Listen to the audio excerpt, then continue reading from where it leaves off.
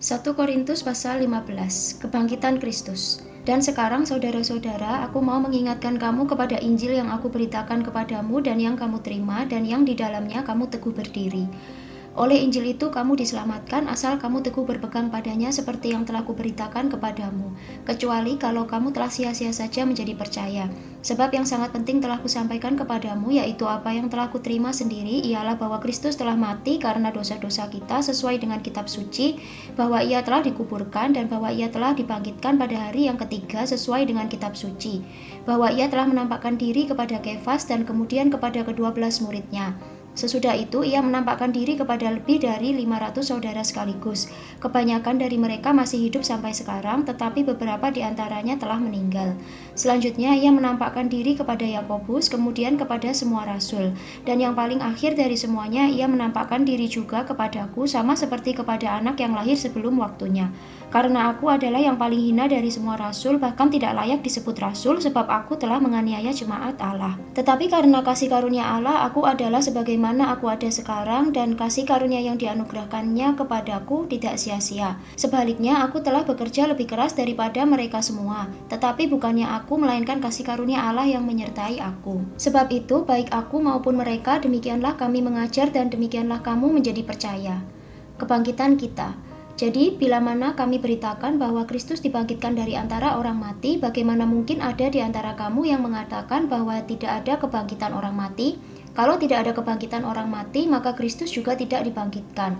Tetapi andai kata Kristus tidak dibangkitkan, maka sia-sialah pemberitaan kami dan sia-sialah juga kepercayaan kamu.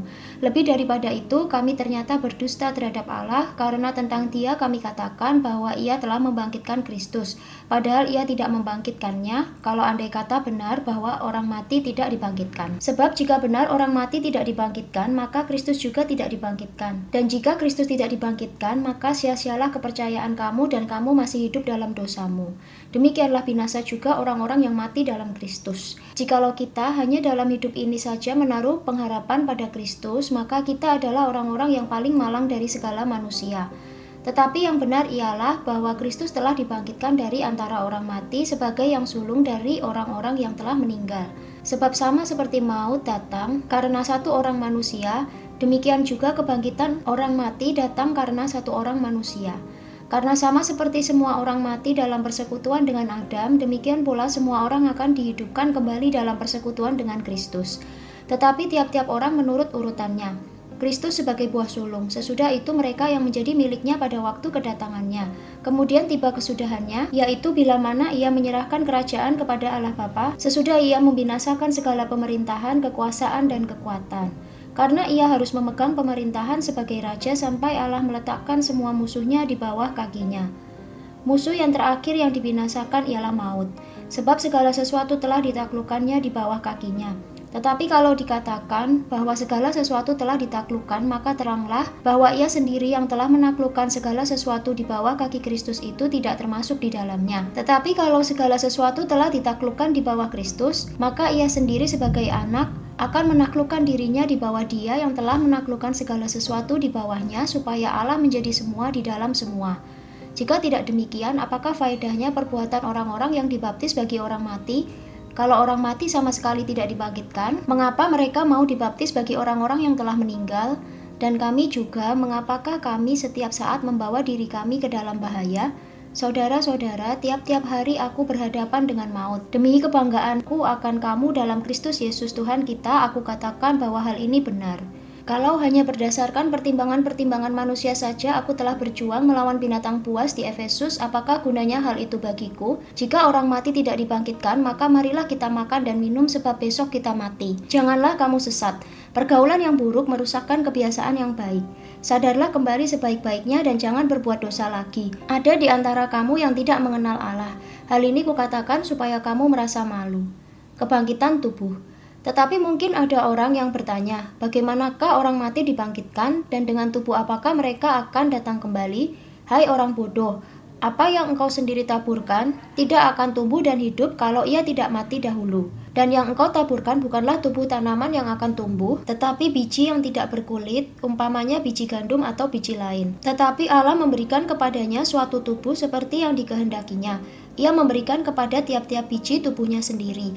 Bukan semua daging sama. Daging manusia lain daripada daging binatang, lain daripada daging burung, lain daripada daging ikan. Ada tubuh surgawi dan ada tubuh duniawi, tetapi kemuliaan tubuh surgawi lain daripada kemuliaan tubuh duniawi. Kemuliaan matahari lain daripada kemuliaan bulan, dan kemuliaan bulan lain daripada kemuliaan bintang-bintang, dan kemuliaan bintang yang satu berbeda dengan kemuliaan bintang yang lain. Demikianlah pula halnya dengan kebangkitan orang mati. Ditaburkan dalam kebinasaan, dibangkitkan dalam ketidakbinasaan. Ditaburkan dalam kehinaan, dibangkitkan dalam kemuliaan. Ditaburkan dalam kelemahan, dibangkitkan dalam kekuatan. Yang ditaburkan adalah tubuh alamiah, yang dibangkitkan adalah tubuh rohaniah. Jika ada tubuh alamiah, maka ada pula tubuh rohaniah. Seperti ada tertulis, manusia pertama Adam menjadi makhluk yang hidup. Tetapi Adam yang akhir menjadi roh yang menghidupkan. Tetapi yang mula-mula datang bukanlah yang rohaniah, tetapi yang alamiah. Kemudian barulah datang yang rohaniah. Manusia pertama berasal dari debu tanah dan bersifat jasmani, manusia kedua berasal dari sorga. Makhluk-makhluk alamiah sama dengan dia yang berasal dari debu tanah, dan makhluk-makhluk sorgawi sama dengan dia yang berasal dari sorga. Sama seperti kita telah memakai rupa dari yang alamiah, demikian pula kita akan memakai rupa dari yang sorgawi. Saudara-saudara, inilah yang hendak kukatakan kepadamu, yaitu bahwa daging dan darah tidak mendapat bagian dalam kerajaan Allah, dan bahwa yang binasa tidak mendapat bagian dalam apa yang tidak binasa.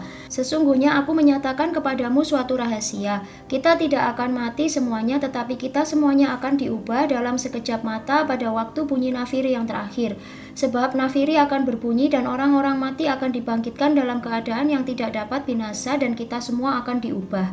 Karena yang dapat binasa ini harus mengenakan yang tidak dapat binasa, dan yang dapat mati ini harus mengenakan yang tidak dapat mati. Dan sesudah yang dapat binasa ini mengenakan yang tidak dapat binasa, dan yang dapat mati ini mengenakan yang tidak dapat mati, maka akan genaplah firman Tuhan yang tertulis. Maut telah ditelan dalam kemenangan. Hai maut, di manakah kemenanganmu? Hai maut, di manakah sengatmu? Sengat maut ialah dosa, dan kuasa dosa ialah hukum Taurat. Tetapi syukur kepada Allah yang telah memberikan kepada kita kemenangan oleh Yesus Kristus Tuhan kita. Karena itu, saudara-saudaraku yang kekasih, berdirilah teguh, jangan goyah, dan giatlah selalu dalam pekerjaan Tuhan. Sebab kamu tahu bahwa dalam persekutuan dengan Tuhan jerih payahmu tidak sia-sia.